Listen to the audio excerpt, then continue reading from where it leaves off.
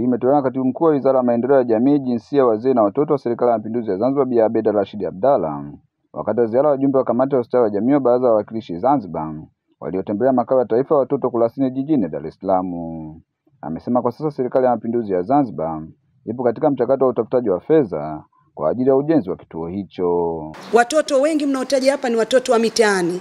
Si Zanzibar mheshimiwa, hatuna watoto wa mitaani pase. Tuna watoto wanaishi katika mazingira magumu, ndio maana huwaoni watoto, na tukimwona tu mtoto tunamwendea, tunamuuliza mpaka familia yake tunaijua. Kwa hiyo watoto wengi labda wanafanyishwa kazi zile za kuuza vitu, lakini mwisho wa siku anaenda kulala katika familia yake. Na ndio maana serikali ikaona kwamba tuna vituo kweli vinalelea watoto wana mazingira magumu, lakini tuna mpango pia wa serikali baada ya kuona kwamba wenzetu wanafanya vipi katika malezi yale ya, kama mfano Kikombo tulivyosema. Na sisi tayari katika mipango yetu ijayo tutakuwa na kituo kikubwa ambacho watoto watalelewa kama katika hizi nyumba na familia. Huo ni mpango ambao tayari kama wizara tunao, na tayari tushakuwa na ramani kabisa. Tunasubiri tupate fedha tu ili na sisi tuweze kuona watoto baada ya kulelewa. Tuna walezi wanaingia asubuhi, wanatoka jioni. Kwa yule mtoto anakuwa hapati ile muda wa kukaa hasa na yule mama. Ukilinganisha na SOS kidogo kuna tofauti. Mtoto ile tayari anajua mimi huyu ni mama yangu, malezi anakuwa tofauti na hivi tunavyokwenda kwamba wote wanalelewa katika sehemu moja. Kwa hiyo leo kapata malezi ya mama huyu, kesho malezi ya mama huyu, kwa mtoto anakuwa hayuko stable. Kwa nafikiria mheshimiwa mwenyekiti, mimi niwape pongezi sana. Mnafanya kazi kubwa na watoto wetu sisi mwisho miaka 18. Wakifika miaka 18 nao nafikiria ndio hivyo tunahesabu kwamba wale ni vijana. Tunatafutia njia nyingine mbadala. Na ndio maana watoto sisi tunajitahidi katika umri mdogo tuwaweze kuwaunganisha na familia au wale ambao wanahitaji kuwachukua, ndio umesema kuasili. Kuasili tunafanya katika ngazi ya chini kabisa ili asifike miaka 18 mtoto akahana familia akaanza kuona wapi.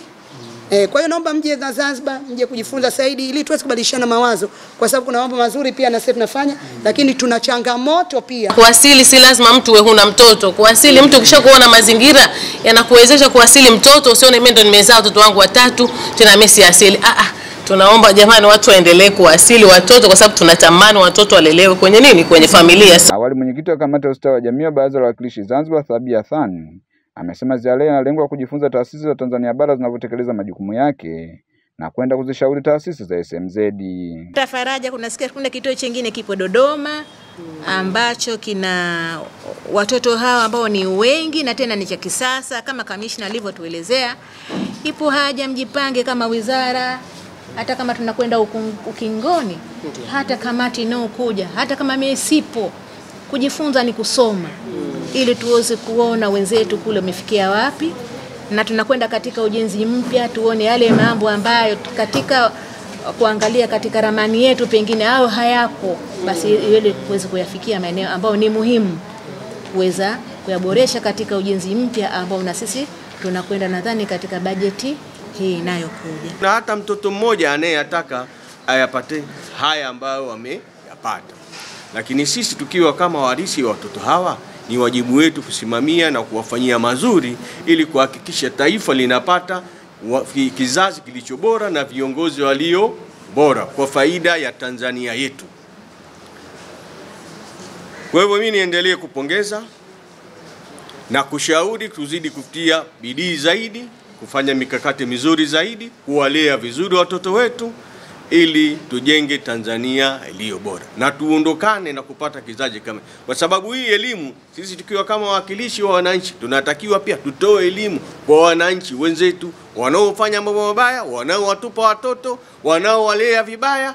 Wajibu wetu sisi kutoa elimu na kutoa ushauri kupitia ndani ya mabunge, lakini ndani ya Baraza la Wawakilishi, na pia kuchukua jukumu hili ili kuweza kusaidia kuhakikisha tunapata kizazi kilicho bora kwa faida ya Tanzania yetu. Kwa upande wake meneja makao ya watoto Kurasini jijini Dar es Salaam, Twaki Kibalula, amesema ndani ya miaka mitatu kituo hiki kimepokea jumla ya watoto, kimehudumia watoto 209. Miongoni mwao wa kiume 160 na wasichana 49. Mheshimiwa Mwenyekiti, kwa sababu ni kamati ya wawakilishi, hilo ni swala la kutafakarisha pia kwamba sasa tumeanza kuzungumza, je, watoto wa kiume ilikuwaje? Kwa hiyo watoto wengi wanaoa mitaani watoto wa kiume. Kwa hiyo shida ni nini?